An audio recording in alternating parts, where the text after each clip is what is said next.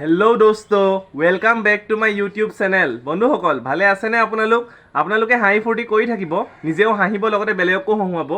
আৰু বেলেগক হহুৱালেও নহহুৱালেও নিজেই কিন্তু হাঁহি ফূৰ্তি কৰি থাকিব। আৰু আজি মই আপোনালোকৰ মাজলৈ লৈ আহিছোঁ এটা ইণ্টাৰেষ্টিং টপিক। মানে আমি সদায় ব্যৱহাৰ কৰি থকা বস্তুৱে হয়, কিন্তু আমি নাজানো এই বিষয়টো।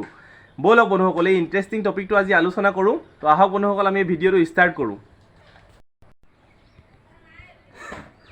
তো টপিকটো এনেকুৱা যে আপুনি ধৰক ট্ৰেইনত সদায় অহা যোৱা কৰি আছে, আপোনাৰ পেচাব কৰা লাগি গ'ল, আপুনি কি কৰিব? ট্ৰেইনৰ ডবাত ধুনীয়াকৈ সুবিধা আছে, ৱাছৰুম আছে, তাত গৈ ধুনীয়াকৈ পেচাব কৰি হাত মুখ ধুই আহিব পাৰিব। কিন্তু যদি ট্ৰেইনৰ ড্ৰাইভাৰৰ পেচাব কৰা লাগি যায়, তেনে ট্ৰেইনৰ ড্ৰাইভাৰে কি কৰিব?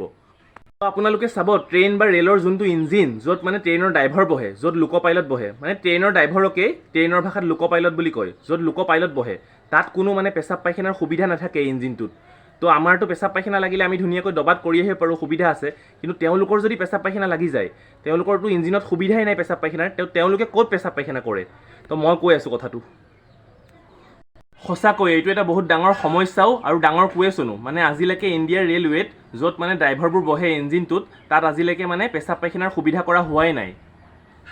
ট্ৰেইনৰ ইঞ্জিনত মানে পেচাব পায়খানাৰ সুবিধা নিদিয়াৰ কাৰণটো হ'ল, এইটো এটা সম্পূৰ্ণ ট্ৰেইনৰ ইঞ্জিন। ইয়াত বহুত সা সঁজুলি থাকে।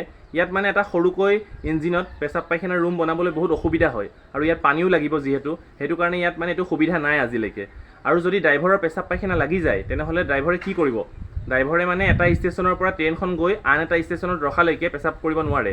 যেতিয়া আন এটা ষ্টেচনত গৈ ট্ৰেইনখন ৰখিব, তেতিয়া ড্ৰাইভাৰে ট্ৰেইনৰ পৰা নামি পেলাই পেচাব পায়খানা কৰি আহিব পাৰিব।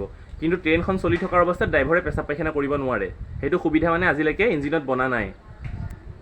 সেইকাৰণে ট্ৰেইনৰ ড্ৰাইভাৰৰ যিমানেই জোৰকৈ পেচাব কৰা লাগক, ট্ৰেইনখন গৈ পেলাই এটা ষ্টেচনৰ পৰা আন এটা ষ্টেচনত নৰখালৈকে তেওঁলোকে কণ্ট্ৰল কৰি ৰখাব লাগিব। তেওঁলোকে পেচাব কৰিব নোৱাৰে। ট্ৰেইনখন গৈ ৰখাৰ পিছতহে তেওঁলোকে পেচাব কৰিব পাৰিব।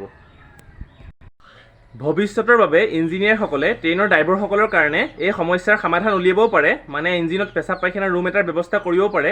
কিন্তু বৰ্তমানলৈকে আপোনাৰ বাবে বা মোৰ বাবে যিটো সুবিধা আছে ট্ৰেইনত, সেই সুবিধা মানে ড্ৰাইভাৰসকলৰ কাৰণে বৰ্তমানলৈকে হোৱা নাই। বন্ধুসকল, এইটো অলপ বেলেগ ধৰণৰ যদিও এটা শিকিব লগা ভিডিঅ' হয়। আৰু যিসকল লোকে জানা নাছিল এই কথাটো, মই ভিডিঅ'টো দিয়াৰ আগতে তেওঁলোকে কমেণ্ট কৰি মোক জনাব কমেণ্ট বক্সত এই কথাটো জানা নাছিলোঁ বুলি। আৰু যিসকল লোকে জানে এই কথাটো, তেওঁলোকেও জনাব মোক কমেণ্ট কৰি পেলাই। আৰু ভিডিঅ'টো যদি ভাল লাগিল তেনেহ'লে লাইক কৰিব আৰু চেনেলটো ছাবস্ক্ৰাইব কৰি দিব। আৰু আজিলৈ মই ভিডিঅ'টো ইয়াতে সমাপ্ত কৰোঁ। আৰু নেক্সট মই এটা সুন্দৰ টপিকৰ সৈতে সোনকালে আহি আছোঁ। এতিয়ালৈ বাই বাই বন্ধুসকল।